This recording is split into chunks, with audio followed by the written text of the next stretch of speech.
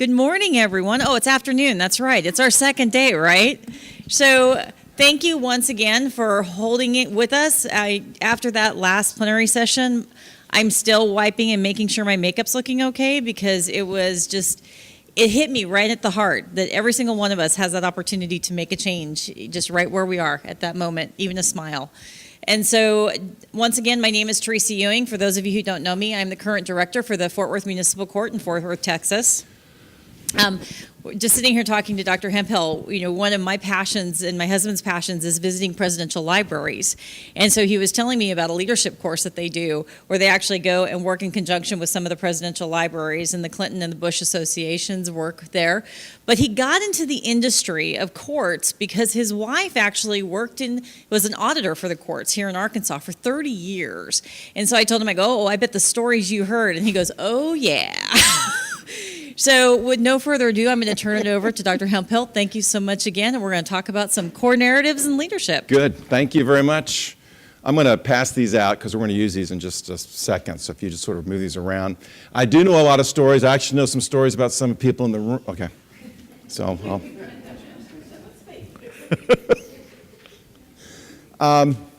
So I'm going to talk to you about three things today.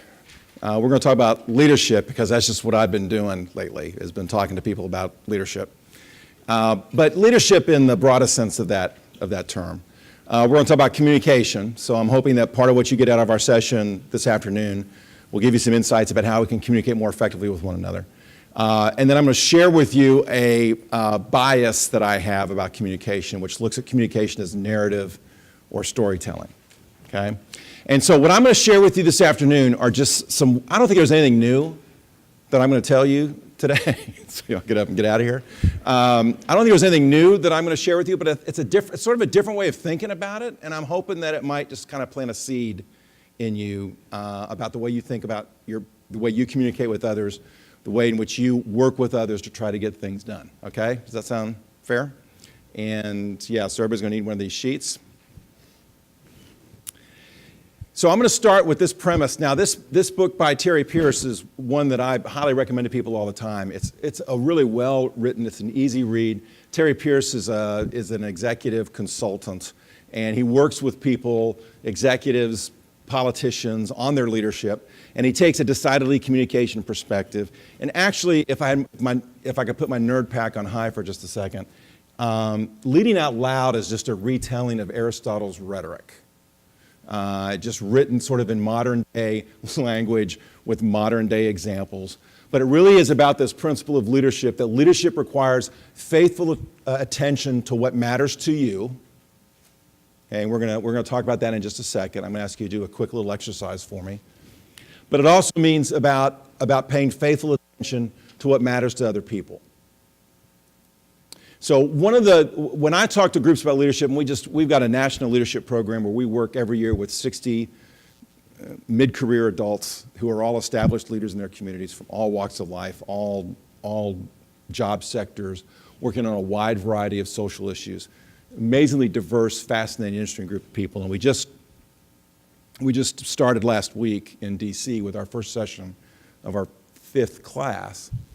And I tell them this all the time, is that leadership isn't something you do to somebody else. And in fact, you just take leadership out of it and you could talk about communication. It's not something you do to somebody else. Although most of the time that's the way we treat it. Most of the time when we're talking with other people, when we're interacting with other people, we think that we're doing something to them instead of seeing ourselves engaged in an interaction with somebody in which we are both equally responsible for generating whatever's going to come out of it. And so leadership is no different then, right? So that we have to pay faithful attention to what matters to you, but you have to pay faithful attention to what matters to other people, and you have to have the courage to voice that to others. And so to me, when this group that I'm working with, these participants in our program that we work with, there's a lot of people that understand the problems that are facing us in our country today. There's a lot of people that have really good ideas about what we need to do about those. There are a lot of people that have a very clear understanding about how we ought to respond to those situations. But what characterizes the leader is the person who's willing to publicly step up and face those. You probably heard a good example of that in the session right before this one. That the willingness to stand up and to say, this is what I believe, and I believe this is what we ought to do, and I want to engage you in helping us get that done. That's usually what distinguishes the leader from the non-leader. But let me just add this to it. I think it's also the case that it's what distinguishes the effective communicator from the other. That there are too often times when we need to interact with one another to get something done. We need to interact with one another to clear the air about something. We need to interact with one another to solve a problem. But for whatever reason, because we think we're too busy, because we think we're focused, because we think the other person doesn't think it's as important as we do, we fail to act. We fail to step up and voice the concerns that we have or voice the ideas that we have. So I've been doing this for a long time. I've been teaching for 40 years. I've been studying communication for longer than that. And I can tell you that a consistent issue that people have with communicating effectively with one another is this right here: a hesitancy, an unwillingness, the lack of confidence, the lack of whatever you want to call it, to voice the ideas that they have and share them with others. I was a faculty member for a long, long, long time. And you guys know that situation. You know, I'm teaching a class, and the students are having, you've probably been in this situation. We're having a good discussion, and I ask a question to the class, and I can tell by looking in the faces of students. You always know the student that doesn't know the answer, because what do? Suddenly they're busy. They've suddenly got something very, very busy they're thinking about. Suddenly they've just been overcome with oh my gosh, don't look at me, don't. You know the students that know the answer, right? Because what are they doing? They are looking, their buns are halfway out the seat, they got their hands going, ooh, ooh, ooh, ooh. And it's always the same 3 or 4. In every class, it's always the same 3 or 4. And I start asking the question before I get it out. They're ready to go. It's the ones in the middle that I'm always the most interested in. And we've all been in that situation, right? Where you think maybe you know. You think you maybe got a really good idea, but you're kind of talking yourself out of it before you even offer it. You say, that's silly. I'm not going to ask that. People are going to think that's really dumb. And then invariably, you don't ask it, but when it happens, the next student asks it, and the teacher goes, wow, that was an amazing, I'm really glad you shared that. And everybody, I should have said that. That's the courage of voicing your values. That's the courage of sharing. That's just a critical part of communication. So here, did everybody, I had some people come in late. I've got some handouts. Yeah, so I want to make sure everybody gets a copy of this, because I'm asking you to do something. And hopefully if you've got something to write with, a pencil or a pen, that's all you need.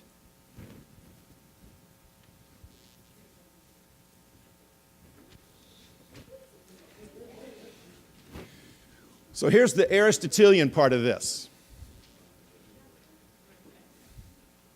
Here's the Aristotelian part of this. There's a belief that our behaviors, and I'm going to say our communication with one another, is guided by our core values. It's guided by the things that we think are really important. And so I'm going to ask you to do an exercise for me right now. I've given you a list of 22 values. And I've got their definitions on there for you. Now let me just say right up front, there's nothing special about this list of values. So I'm not making the claim that these are the 22 values. You go online, you can see a list of 100 values, the top 15 values, whatever. I just picked 22. There are 22 values here, okay? So I want everybody to take a good look at these, familiarize yourself with this list and the definitions. And then here's what I'd like for you to do.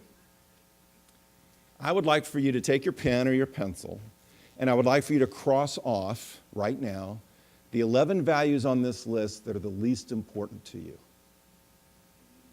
Okay? Cross off the 11 that are the least important to you.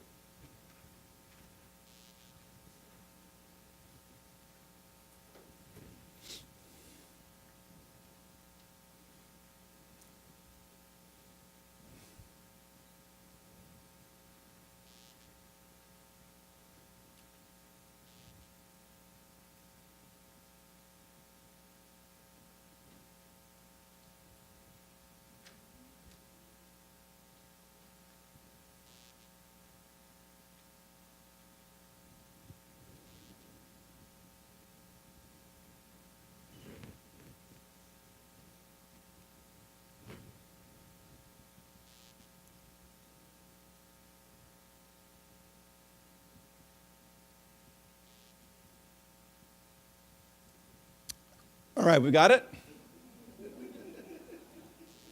Are we done? Okay, I gave you 22.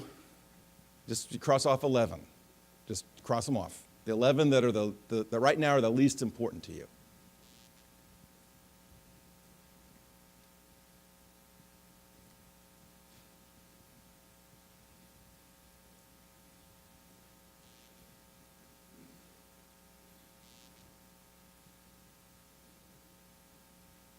You got it? Anybody got 11? Has anybody crossed off 11?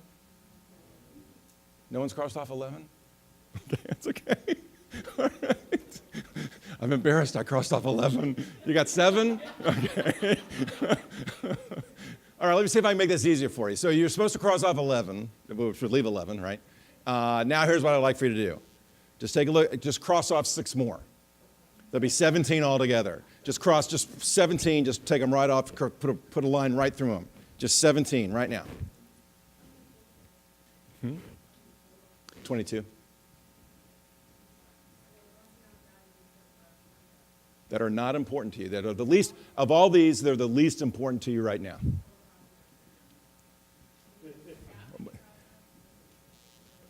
Well, but I want to make sure you understand the instructions. Okay. Okay, that's okay. So we got 17. Are y'all liking this assignment? I'm sensing that there's not a lot of joy in Whoville about this particular exercise. All right, let me try this. Okay, so let's try this. Let me do this. Take a look at your paper. You cross some out. Look at the ones you hadn't crossed out yet and circle the 3 that are the most important to you right now.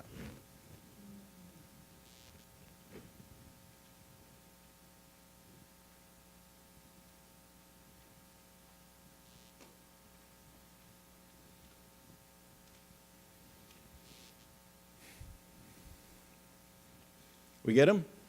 You got your 3? Look at the 3 you circled. Are you happy with those? Can you live with those? You should be able to if they're your core values. It's pretty much what you're doing. It's kind of the litmus test, okay?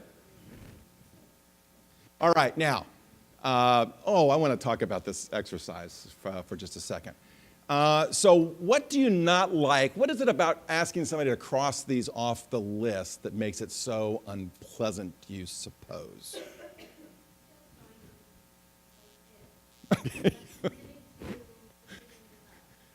Okay, so there is a sense that it's finite, that and what contributes to that sense of finite?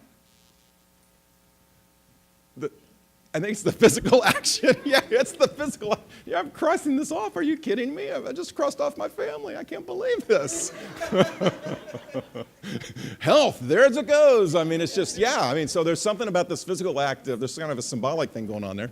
What else about this exercise makes it tough to cross those off besides just the finality out? Yes, sir. There are so many of these that are important in various ways at various times. So not everything is going to fit for me to cross off. It's just not going to fit. I get the, okay, yeah. So that there's a sense, Connie, when you go down the list, isn't there, that all of them at some point could be useful to you to a certain extent. Yeah, so there's that. And so we're over here.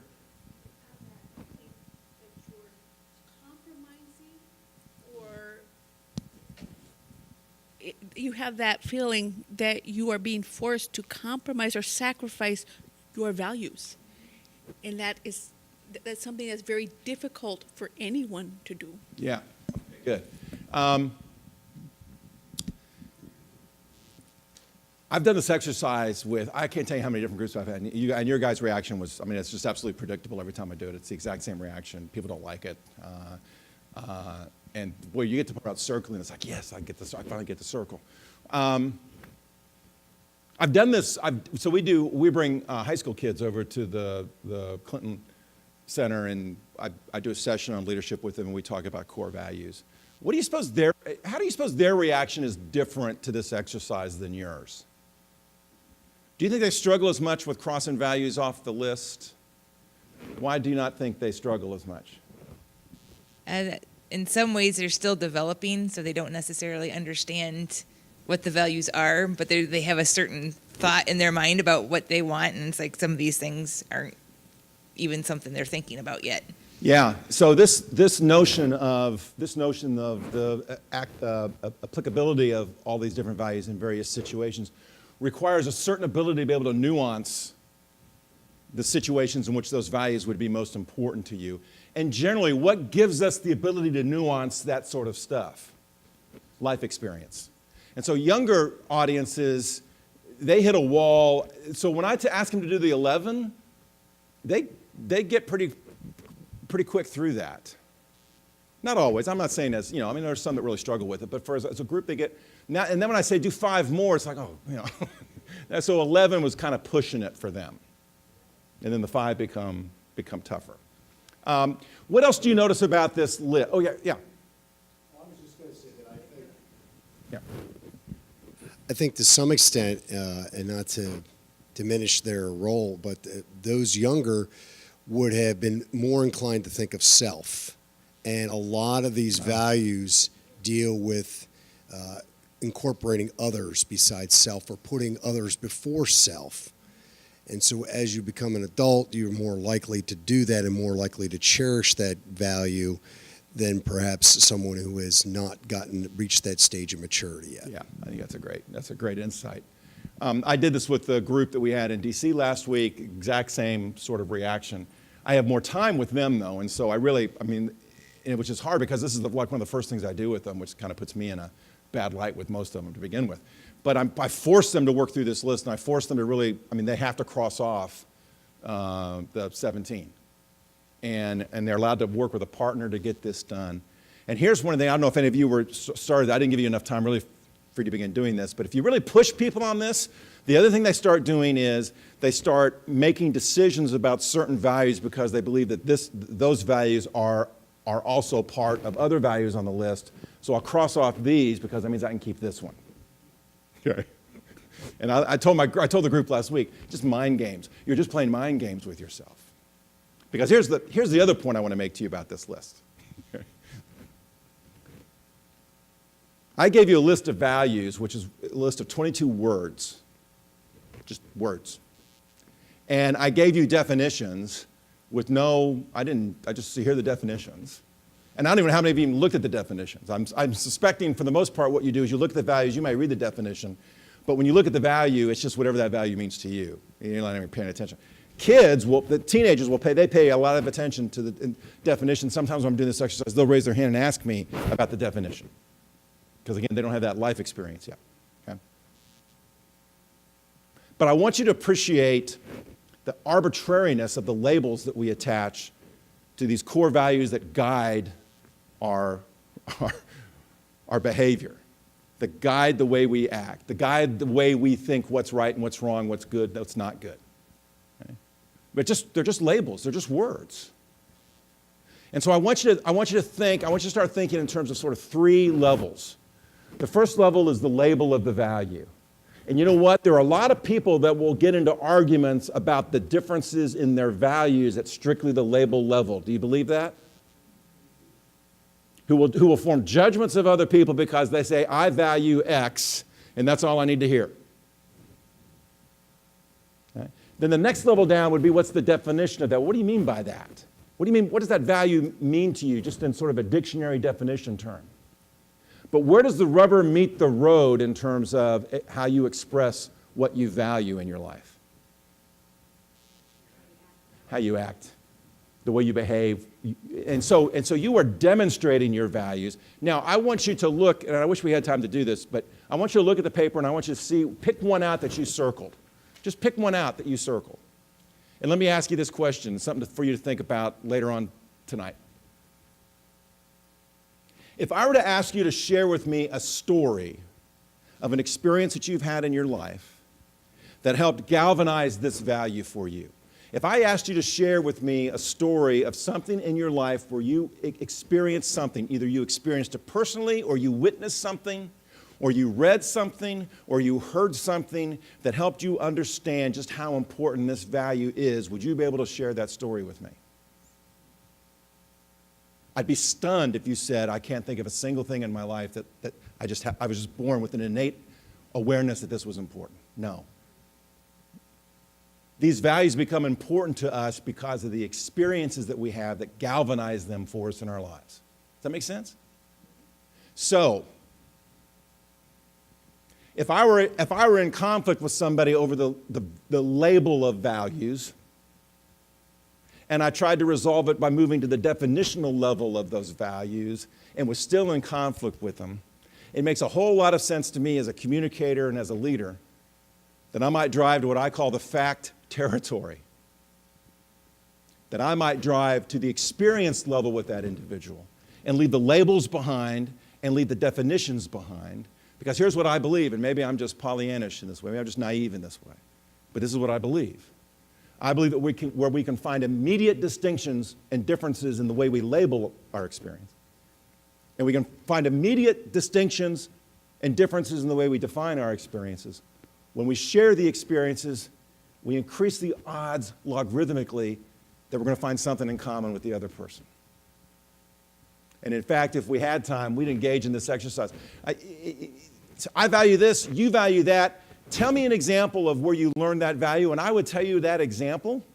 And in fact, if I shared that experience with you and then asked you, what value do you think that represents? I guarantee you, of all these people in the room, there'd be at least 10 different guesses about what that value was. We may disagree about the label of the value, but we will connect and agree and find shared understanding in the sharing of the experiences. Does that make sense? Yeah? Okay. All right. What amazes me then is that it just simply makes such intuitive sense, and yet I can think through my day how often I actually intentionally, with effort, avoid having to do that with people. Because it just takes too much time to understand other people. So the courage of voicing your values that Terry Pierce is talking about is really this courage of being willing to take the time to not only share your experiences with other people in a way that helps them understand what's driving you, but also motivates you to take the time to listen and explore the experiences that other people have had so that you can understand what's driving them. All right. So I've been playing with this idea of what I'm calling the leadership dynamic, and this is going to be a mess. I'm just telling you right now, it's just a mess.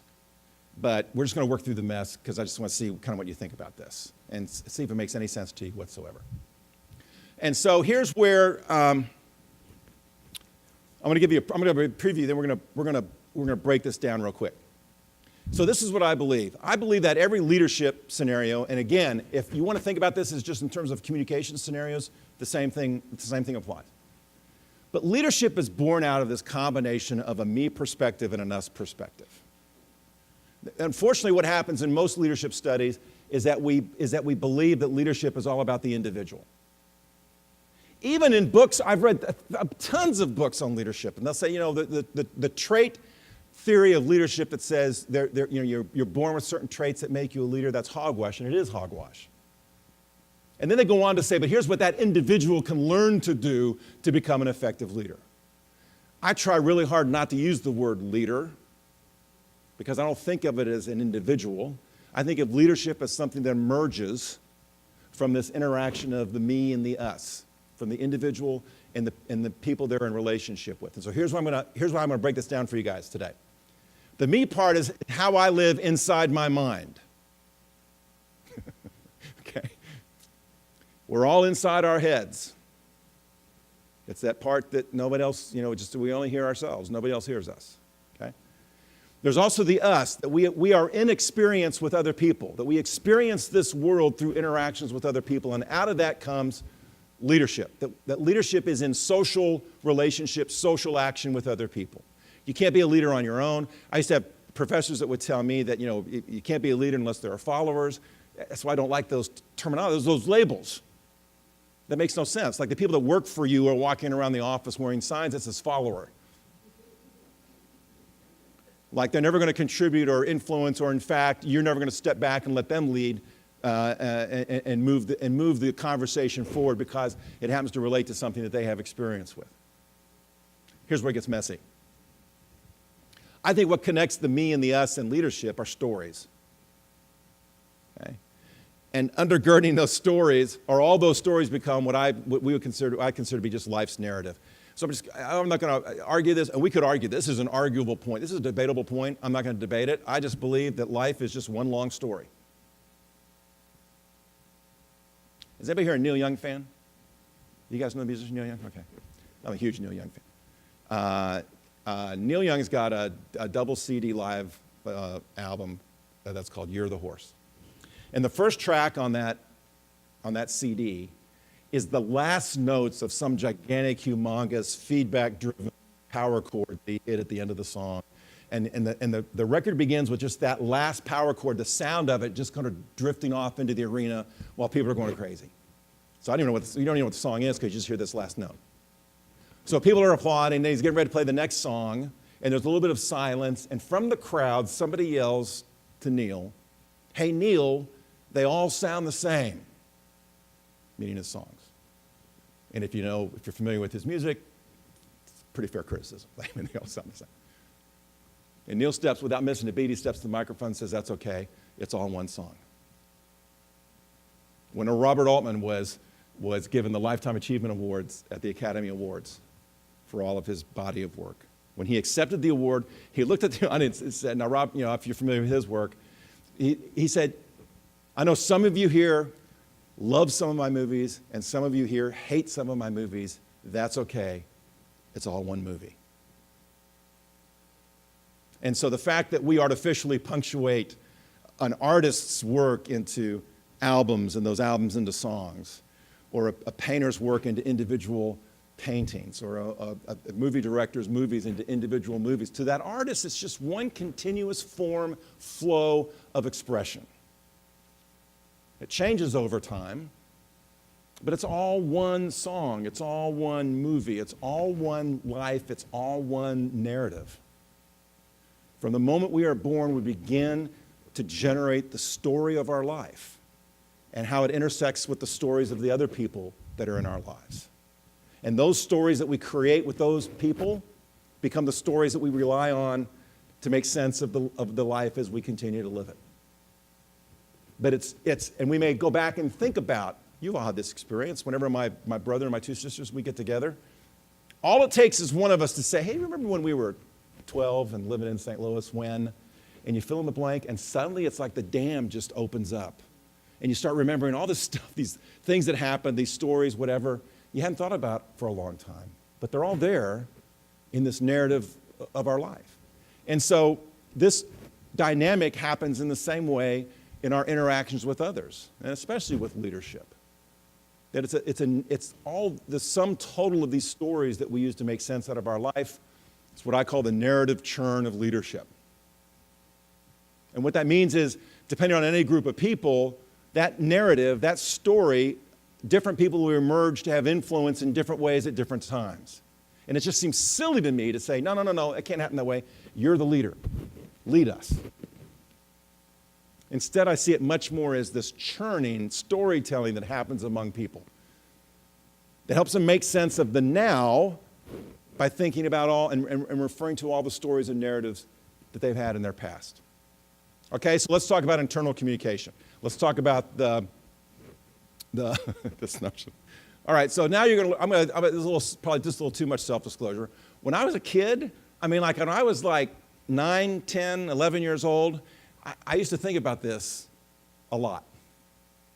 I used to think about, I'm the only one that hears what I'm thinking about. There was a point in my life where I kind of tested that. I would look at people and I would think something really hard. Are you? I'd send them like, can you hear? And I get nothing. There's a point, I think, I was going to say there's a point with kids. No, there's a point in this kid, At one time I can remember actually thinking to myself, what if I'm the only one that can't hear other people's thoughts? What if everybody can hear me, what's going on up in here, and they just agreed not to tell me that they know what I'm thinking, and I'm just sort of every day, I'm just entertaining them with my thoughts. I had a very interesting childhood. But seriously now, come on. You've thought about this. Your inside voice, this is the me right? And I reveal it in the way I behave, and I reveal it in what I say, but it's all up in here. Okay, so this is going to be a real surprise to everybody in the room. I was a real nerd in college, and it continued to be to this day. And so I was a high school and collegiate debater. I debated in college. And when you're a debater in college, you're on a debate team, and we traveled and went to debate tournaments at various schools around the country. And I stunk at debate. I was awful at it. Because debate was all this rapid fire, had to address every point the other person made. And my partner and I just made a pact. We weren't going to do that. We thought that was silly. We were going to try to bond and relate with the judge. And so we ended up, judges loved us. They never scored us very well on the debate points, but they thought, you're nice guys. Which I think was really what we were after. So at these debate tournaments, we would go to and I was at the University of Arkansas at Little Rock. We would travel to these debate tournaments. You debate for 2 days. 2.5 days, and then late on Saturday, you have an awards ceremony, usually in the school's auditorium, and they give out all the awards for all the debate teams and the speakers and all that kind of stuff. And so every time we would go, because we never won anything, we just sit back in the back of the auditorium, and we would make fun of everybody that was winning the awards. Okay. So we were at, in my junior year, we're at Murray State, my sophomore year, we're at Murray State in Murray, Kentucky.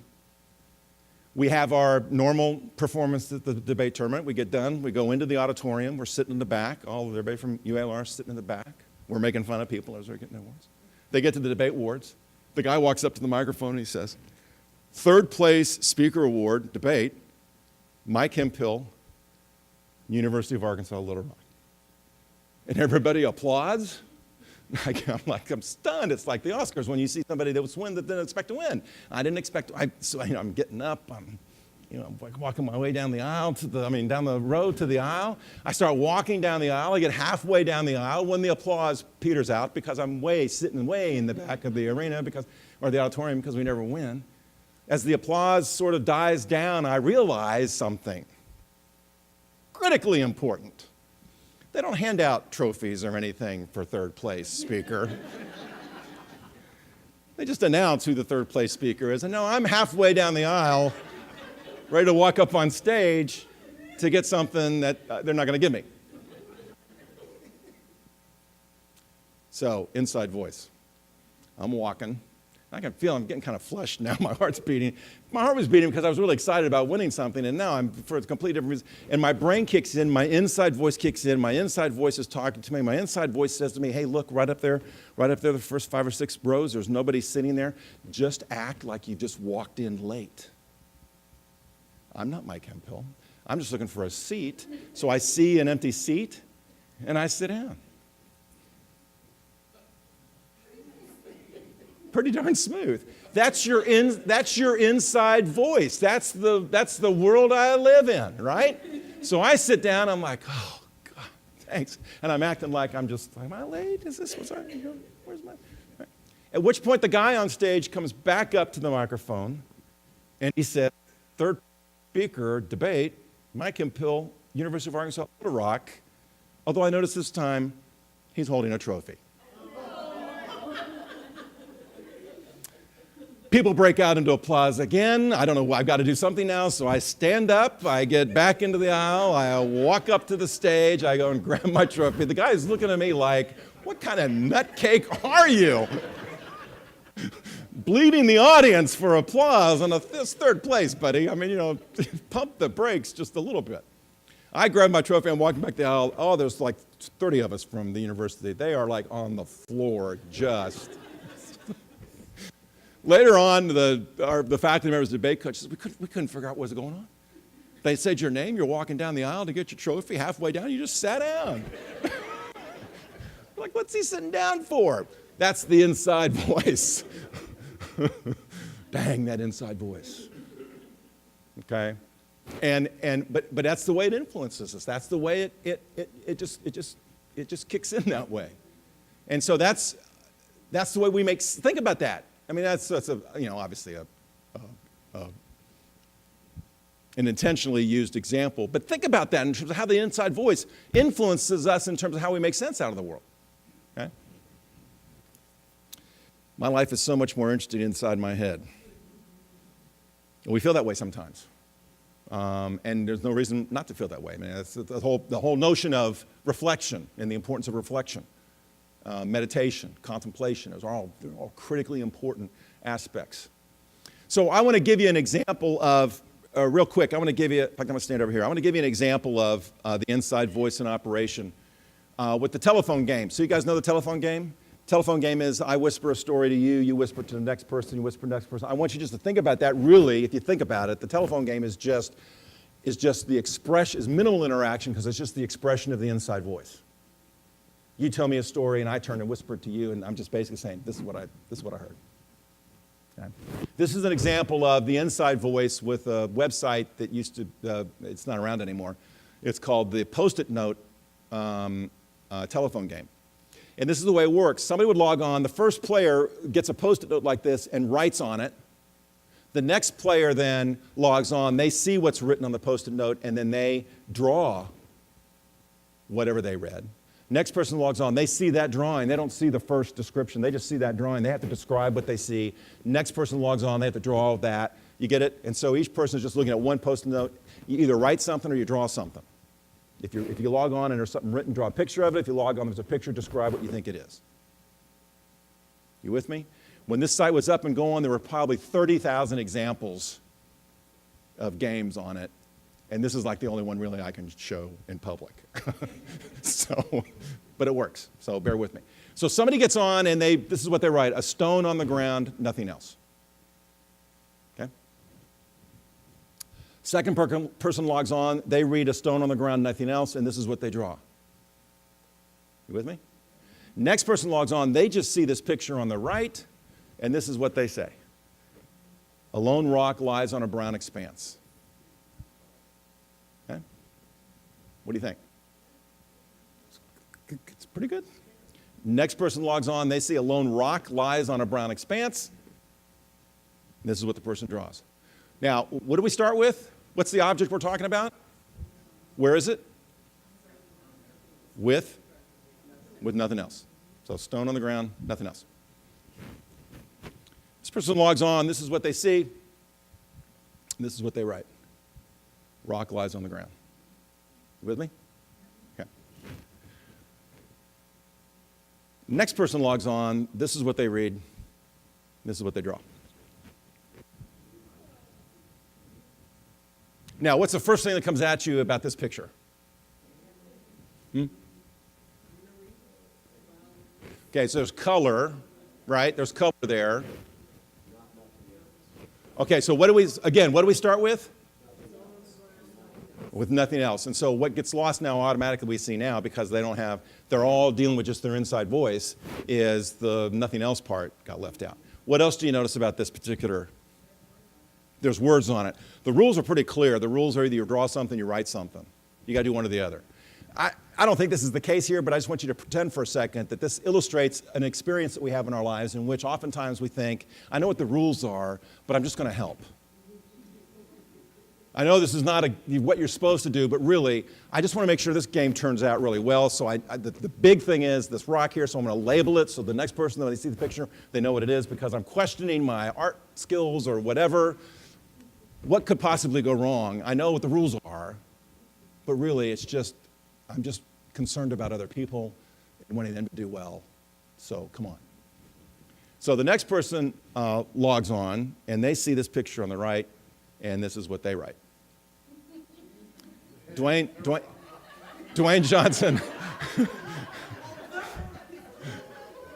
Dwayne Johnson lays down with flowers under a tree, because Dwayne Johnson is the Rock. Okay. Now, wheels are off. Now, let me ask you this, though, just real quickly.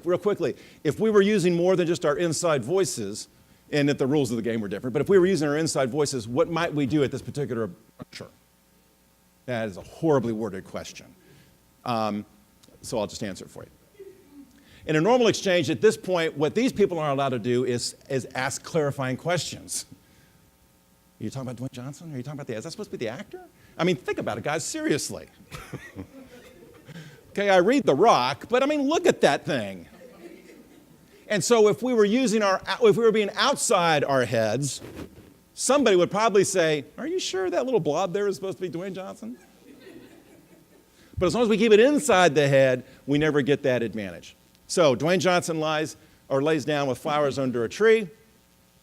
There's the next picture. Muscle-bound Dwayne, I guess, is what that is. And the saddest flower you've ever seen. Next person logs on. Tumor-ridden man.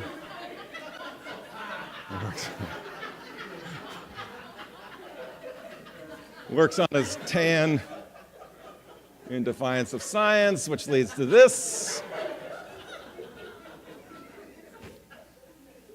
Which leads to this.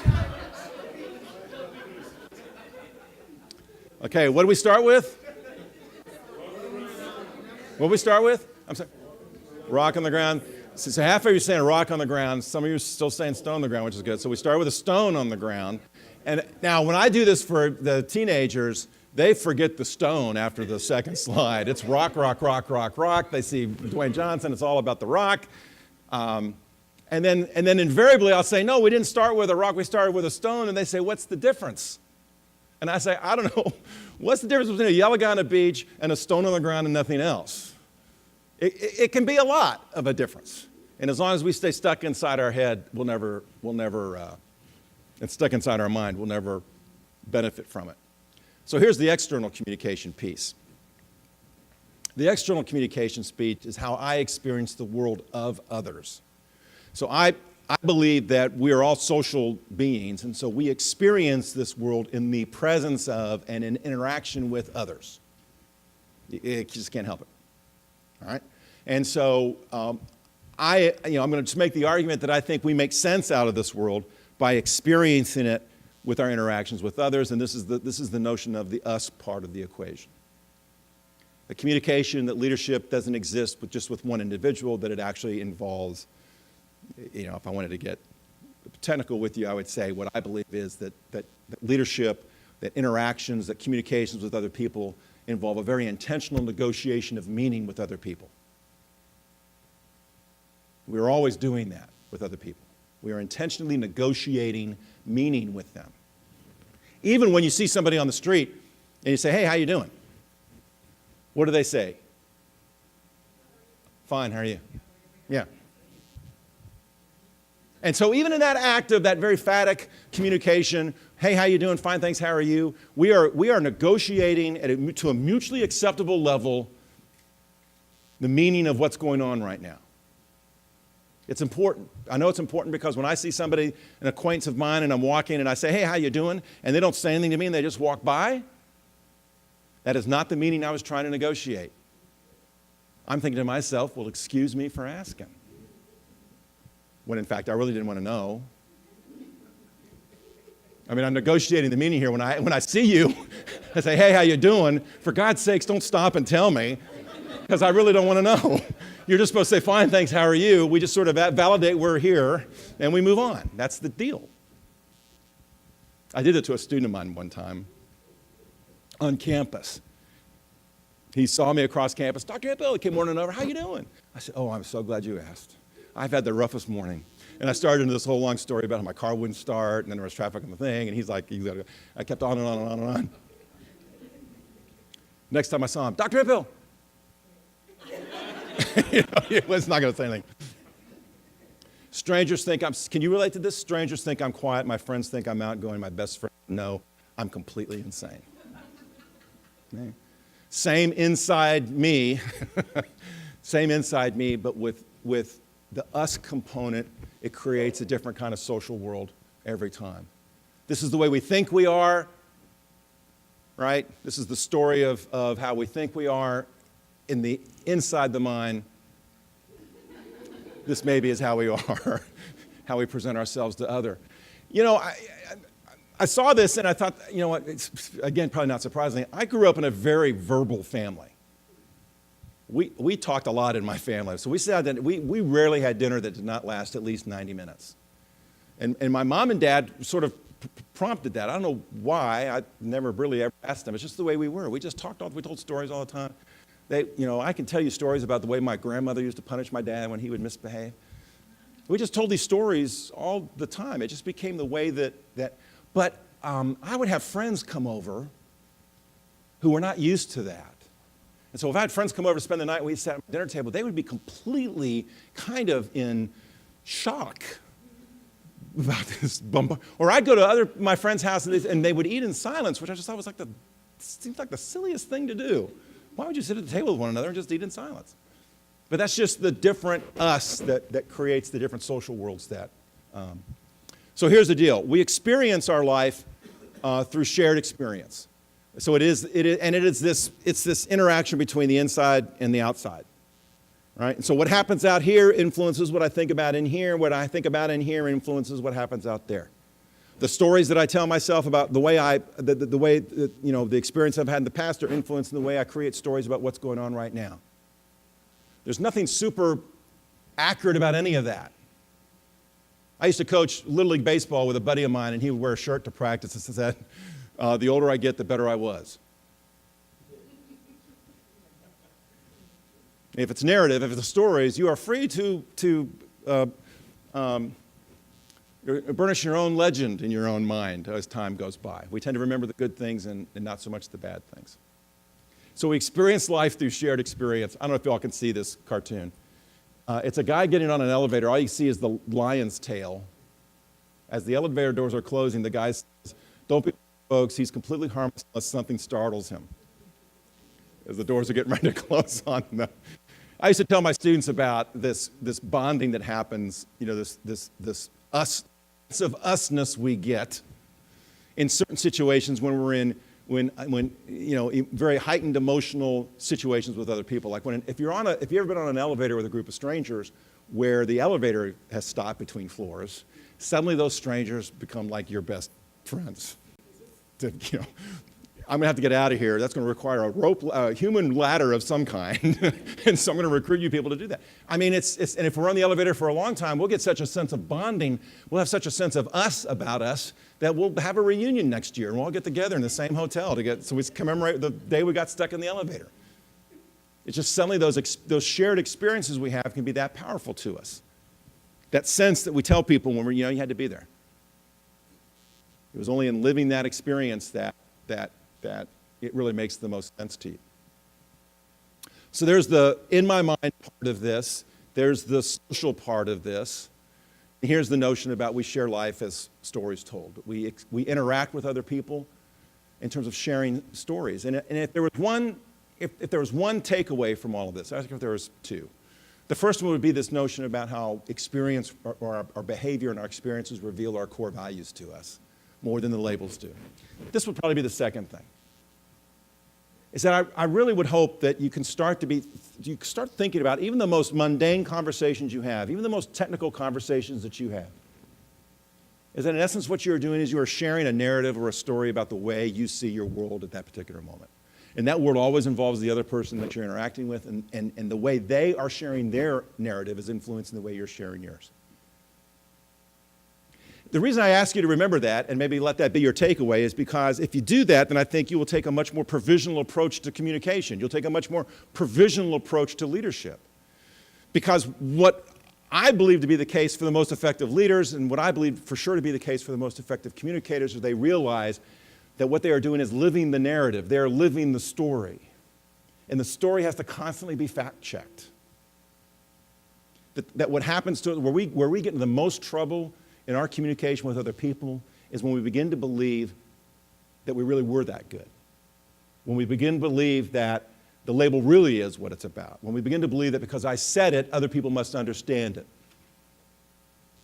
When we begin to believe that there's no other interpretation for the stories that are guiding us than the ones that we have chosen to use.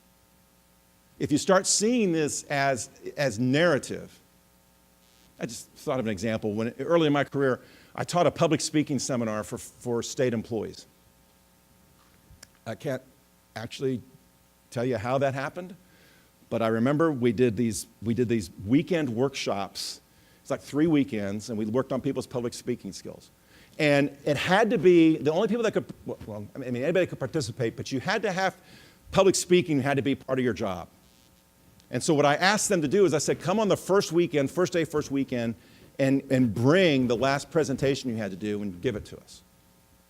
And we had a guy in this group who was a CPA, and his job was to audit the books of nursing homes. Yeah, yeah. First of all, God bless him. Somebody has to do that. So he gives, and you can probably imagine what this was like. And this was a bunch of numbers that added up and debits and credits, and I don't know why I didn't understand any of it. And at the end of it, it was like he gave a thumbs up or a thumbs down to the nursing home. They had to do this once a year. And it was just the saddest thing you've ever seen in your life. And I could tell he thought it was sad, and he wasn't really into it. So we all talked about and so over the course of 3 weeks, he really worked on this notion of stories told. And so one of the things I asked him to do is I said, can you just give us an example of what these numbers mean? I mean, so they're overspending in some particular area. They're going to spend less money in some particular area. What does that really mean? And it took us a while, but finally he said, what that means is there are going to be some people in this nursing home who look forward to the fruit jello on Fridays, and they're not going to be able to give that because they don't have the budget to handle it. And I said, well, have you ever thought about not just only that, but have you ever thought about incorporating some of those stories into your report to these nursing homes? So it's not just about a bunch of numbers, but that those numbers have a real impact, and the impact that they have is on the real lives of the real people that are in those nursing homes. So we worked on it for a couple weeks, and he was just so excited about it. And I was really kind of questioning the soundness of the advice I'd given him, because really his job was to report on the number. But I'm telling you, it was about 2 or 3 months later, I get a phone call in my office, and it's this guy. Dr. Hemphill, you never guess what? I said, what? I was up in wherever he was, Mountain Home. I was given a report. I told 4 stories about patients I had met in that nursing home and how these numbers I was reporting was going to affect, Lucille over in the hall 3 or whatever. He was so excited. And I'm making way too much out of the example, but he was so excited because he was able to find a narrative that gave just additional meaning to the work that he was doing, what his job was.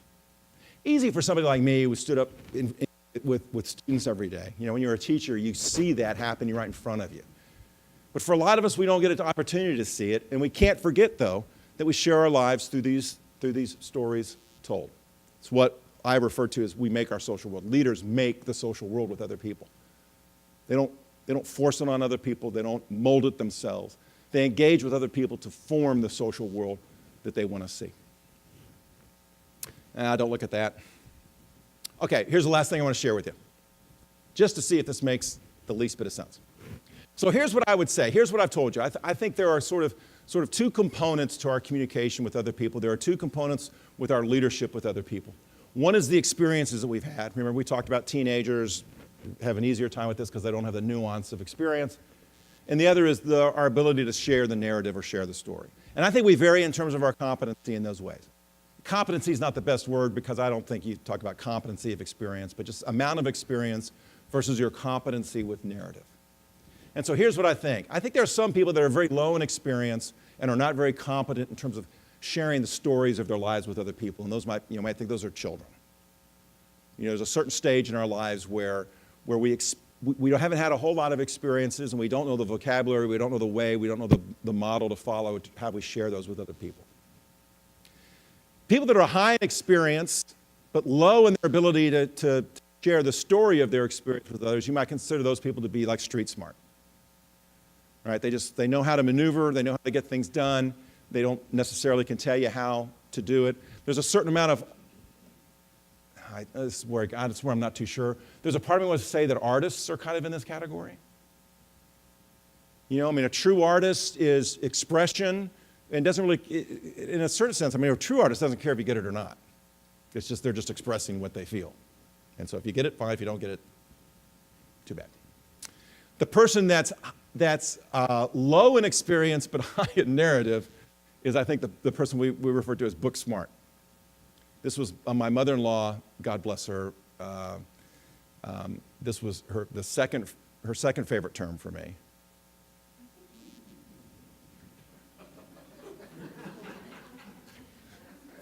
I'll just leave it at that. And then those that are and so when we have a high level of experience and we're highly competent in sharing that experience, that's where we develop this sense of authentic community. That's where we develop the sense that, in fact, we do have a shared understanding with one another, whether it's with just one other person with a whole group of people. And so John Dewey, the famous philosopher, said that society not only continues to exist by communication, but may fairly be said to exist in communication, up here in this notion of authentic community. So here is what, we're not going to get that, we can't get to that, we can't get to that, but this is the last thing I wanted to share with you now.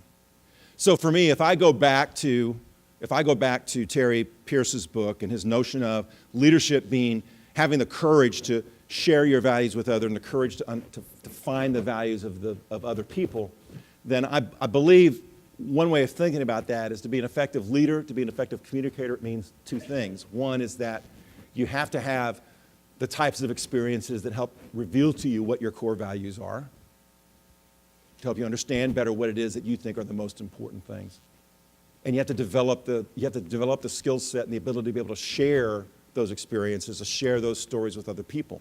And when you do that, when you succeed in doing that, then I think you really are expressing authentic leadership that resonates with your core values and the core values of other people. So here are the tips that I'll leave you with. To be an effective communicator, to be an effective leader, check in on your values. This exercise I just gave you, you can go online and you can get a list of values. I know people that do this every New Year's Day. And they just sit and they go down a list. And while it's okay to say, all these are important to me, but I mean, really push yourself and say, but really, what are the most important ones to me? And then ask yourself the question, am I succeeding in expressing those values in the way I interact with other people? And if you're not, what it means is you got to get your behaviors more in line with the things that are really important to you, or you have to rethink what's really important to you. Because it's one or the other. The second thing is know your story and practice it. The more opportunities you have I just think, just adopt that framework that you think about your interactions with other people as the sharing of stories. We always say to be an effective leader, effective communicator, you got to listen well. What helps you listen well is you begin to think about listening to what the other person is saying as their narrative of their life to you. Even if they're sitting across the table from you struggling with what to order from the menu at a restaurant, that struggle reveals to you a story about them and their day and their week and their month and their life that can be really, really illuminating to you. Ask other people about their stories. Don't just share your own, but ask other people about their stories. Ask other people about their experiences. Don't just live in the level of labels with other people. When in doubt, drive to the fact territory. I'm telling you, when you find yourself in conflict with another person, when you find yourself at loggerheads with another person, then that is the time when you need to drive to specifics. Forget the labels. I'm angry at you. Find out why. Find out what is it I did and how does that make you feel. That's driving to the fact territory. And then the last thing is jettison the idea that leadership or communication is something you do to somebody else. It's something that you engage in others with. Now, as I said, I'm just playing with this idea. I'm just kind of messing around with this notion of the inside and the outside thing. But I hope that in the process of talking to you about it, you've gained something, you've pulled something out of it that you'll find useful. I know a lot more about this. But that's all the time I got to spend with you today.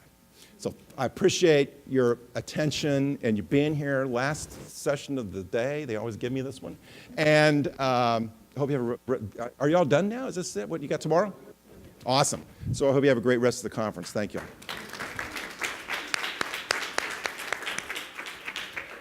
So just really quickly, I want to remind everyone, please go into your apps, make sure you rate the session, go under the speakers in order to rate the speaker, because this really gives NACM the opportunity to figure out what speakers are amazing. Thank you very much. Thank you. I learned much more about being able to tell my story, which is amazing in the year of Twitter and everything else, that how stories evolve. So I really do encourage you just to make sure that you do evaluate the sessions, and thank you again, Doctor, for sharing your time with us. Absolutely. Thank you. Yeah.